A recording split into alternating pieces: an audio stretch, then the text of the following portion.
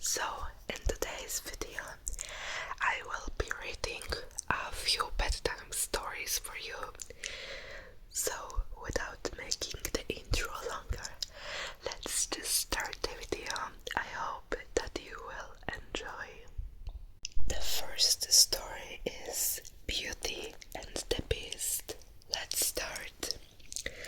Once upon a time, in a small village deep in a forest, there lived a kind young woman named Belle. She loved reading books, and everyone knew her for her warm heart and her beauty. Belle had dark hair like the night, eyes as deep as the ocean, and a spirit as free as a bird. Belle lived with her father Maurice, who was an inventor. He made new gadgets and gizmos, and Belle loved listening to his stories and helping him with his experiments. The villagers thought Belle was different because she loved books and dreamed of adventures, but Belle didn't mind. One day, Maurice set off on a journey to show his invention to another village. On the way, he got lost in the dark, scary forest. The wind howled, and the trees seemed to whisper secrets. Maurice found a big, spooky castle and went inside to find shelter. Inside, he met the owner of the castle, a scary beast. The beast was once a handsome prince, but an enchantress had turned him into a beast because he was selfish and mean. To break the curse, someone had to love him despite his appearance. The beast locked Maurice in a dungeon for trespassing. Maurice's horse, Philip, ran back to the village to tell Belle what happened. Belle bravely went to the castle to rescue her father. When she found him in the dungeon, she offered to take his place as the beast prisoner. The beast agreed and let Maurice go. Belle stayed in the castle and found the beast was not only scary but also sad and lonely. She discovered a huge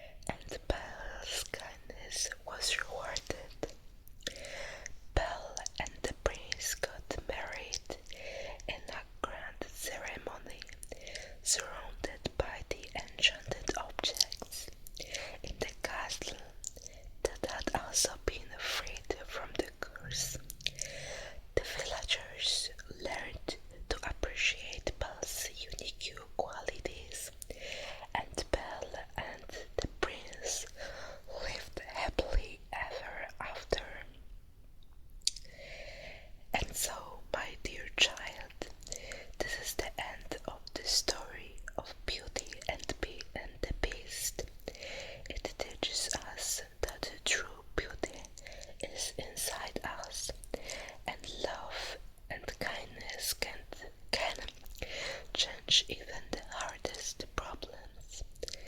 Now, close your eyes and dream of a world full of magic and love.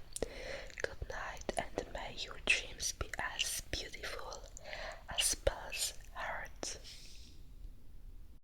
The second story is The Three Little Pigs.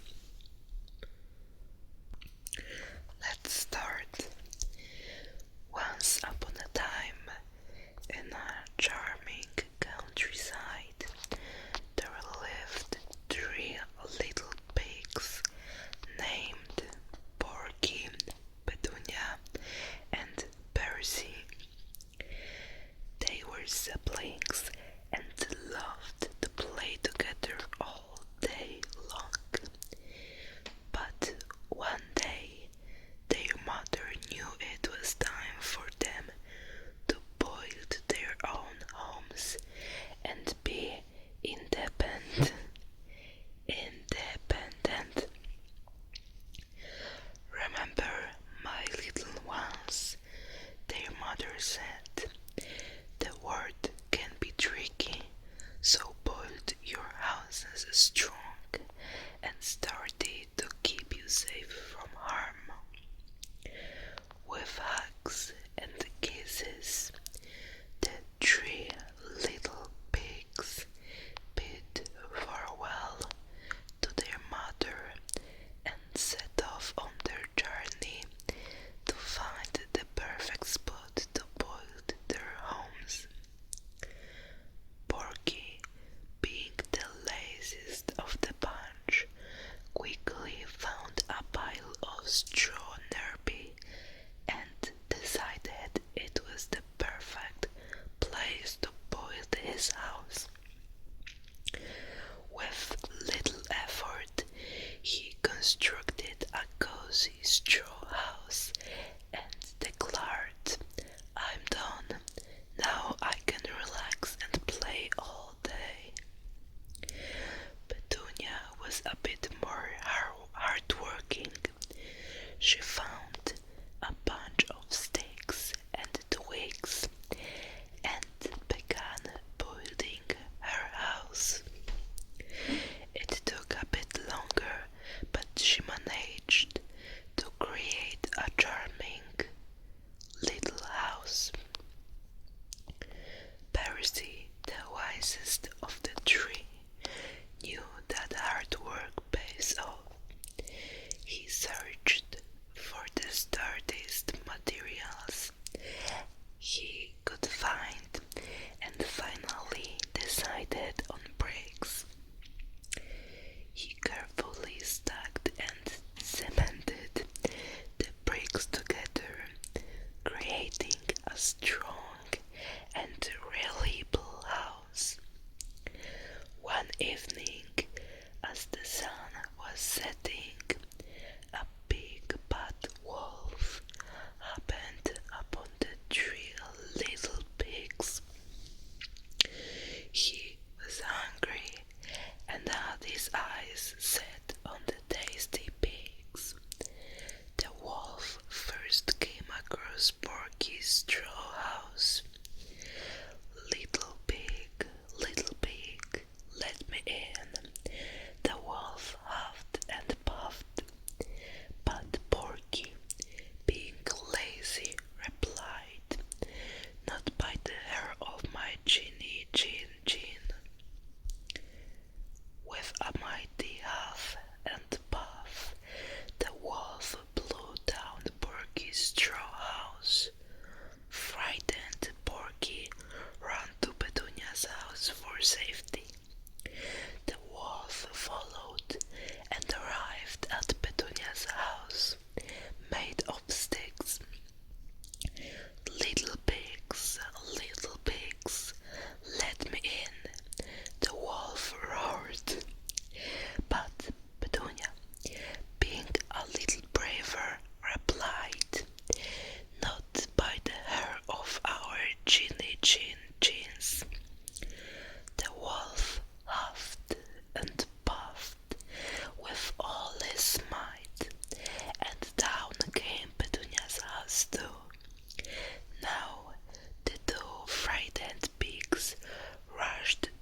Percy's strong brick house.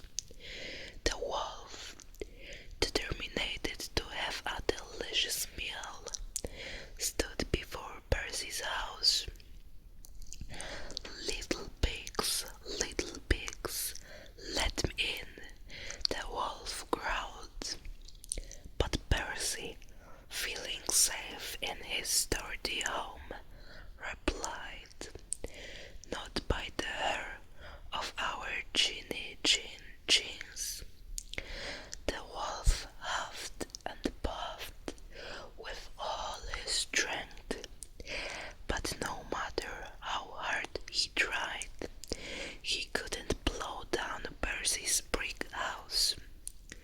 The wolf gave up and slinked away into the forest, realizing that he couldn't catch the clever pigs. Porky, Petunia, and Percy learned an important lesson that day. Porky realized the value of hard work, and Petunia understood the significance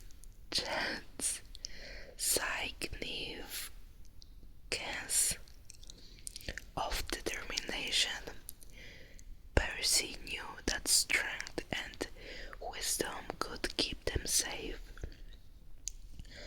From that day on, the 3 little pigs lived happily in their strong brick house, enjoying their days filled with play and laughter. And whenever they saw the big bad wolf lurking nearby, they knew they were safe inside their sturdy home. The third story is Rapunzel's story. Let's start. Once upon a time, in a land far, far away, there lived a young girl named Rapunzel. She was known throughout the kingdom for her long golden hair, which flowed like a waterfall down the tall tower she lived in. Rapunzel's story began many years ago when she was just a baby. Her parents, the king and queen, were filled with joy when she was born. But one day, a lonely and selfish witch appeared. She took the child away and named her Rapunzel after the plant her mother had once enjoyed eating. The witch feared losing Rapunzel and wanted her all to herself. The witch raised Rapunzel in a tall tower deep in the forest. The tower had no door and no stairs, only a single window at the very top. Whenever the witch wanted to visit, she would stand below and call out, "Rapunzel, Rapunzel, let down your hair." Rapunzel would lower her long golden hair, and the witch would climb up. As the years passed, Rapunzel grew into a kind and gentle young woman. She was isolated from the world and had never seen another human besides the witch. Still, she filled her days with joy. She read books, painted pictures, and sang songs that echoed through the forest. Forest animals often visited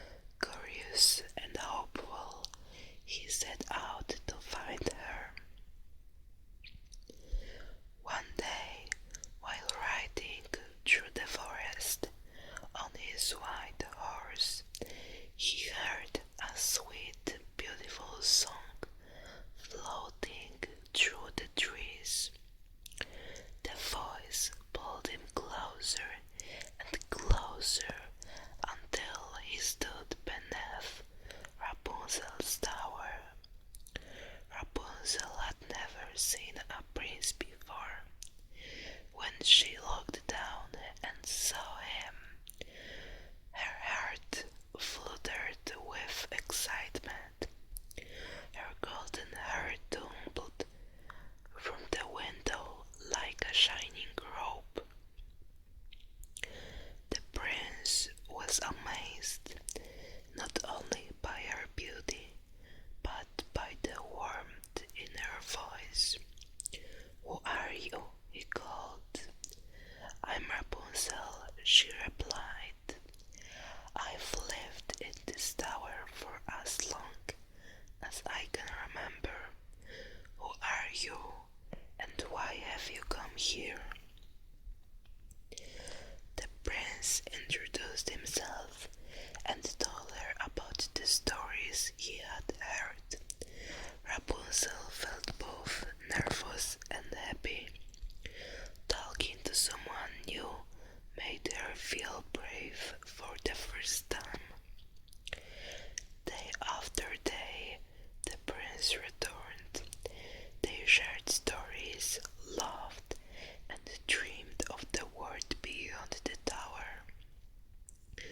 The prince loved Rapunzel's kindness, her songs, and the hopeful way she spoke about life.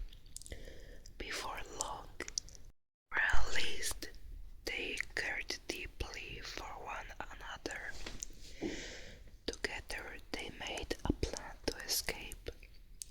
Each visit the prince brought a piece of silk, and Rapunzel carefully wove them into a ladder. But one day Rapunzel made a mistake. Without thinking, she said to the witch, "Why are you so much heavier to pull up than the prince?" The witch's eyes flashed with anger. Furious and afraid of losing Rapunzel, she cut off Rapunzel's long hair and sent her far away to live alone in the world. That evening, when the prince came to visit, the witch lowered Rapunzel's cut hair from the tower. When he climbed up, he was shocked to see the witch instead of Rapunzel. Startled, he fell from the tower into a bed of sharp thorns. The thorns scratched his eyes and he became blind. Heartbroken, the prince wandered the land for years, calling Rapunzel's name but never finding her. One day, as he walked through a distant forest, he heard a familiar song. It was Rapunzel. She had survived on her own, never giving up hope.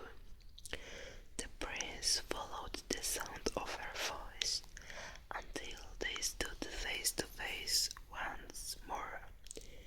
Rapunzel recognized him instantly and cried tears of joy. As her tears touched his eyes, a miracle happened. His sight was restored.